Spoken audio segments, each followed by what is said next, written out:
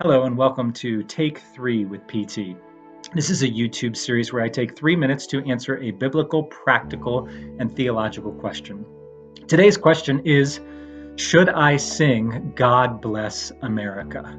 Now that might sound like a silly question, but in light of recent protests, mobs marching into the Capitol, or years of football players kneeling for the national anthem, I think that there are lots of questions about patriotism and, more problematic to me, Christian nationalism. Let me first say this so there's no misunderstanding. I love the country I live in. I've been able to travel to Uganda, to Ethiopia, to Ireland, to Cambodia, to Canada, and there's no country I would rather live in than the United States of America. God bless America, land that I love. The problem that I have with a song like God Bless America, though, is that its mission is too narrow. When God called Abraham in Genesis chapter 12, he said, "You are blessed to be a blessing." When he called Israel to the Mount Sinai, he said, "You're to be a priest and a priest to all of the nations." And you can see this theme throughout the Old Testament that God wanted his people to bless all peoples. They were blessed to be a blessing. You see this in Zechariah 14. You see this in Zephaniah 3. You see this in Isaiah 42, 49, 60. You see this idea that we are to bless all nations. We want them to know God's good news, to know God's love, to know God's offer of salvation.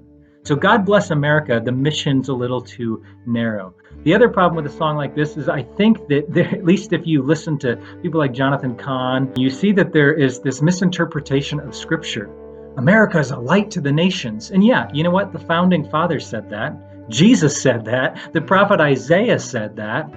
But the issue is when they said it, Isaiah and Jesus, they were talking about spreading the good news of God's reign through his servant, Jesus, not spreading democracy across the planet.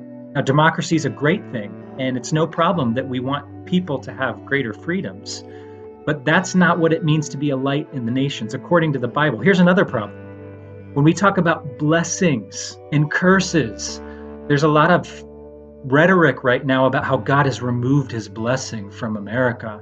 But God cursing us or God blessing us because of our morality is an Old Testament covenant concept. So when we sing God Bless America, we're using Old Testament covenant language to describe a relationship that isn't Old Testament covenant anymore. If you read Ephesians, it says all the blessings of the heavenly realm are poured out on the church. We're blessed people. We're blessed people if we follow Jesus. Lastly, it gives us a mistaken identity. We are followers of Jesus. That makes us citizens of heaven. We're just passing through here. My primary citizenship is not earth. It is heaven. The Apostle Paul said this in Philippians to a group of people who were Roman citizens. That would have been controversial. He said it nonetheless. So God Bless America causes a mistaken identity. So I don't want God simply to bless America. I want him to bless the nations. And I want more and more people to know that God saves through knowing the good news that King Jesus has overcome sin, death, and Satan. And he will come again.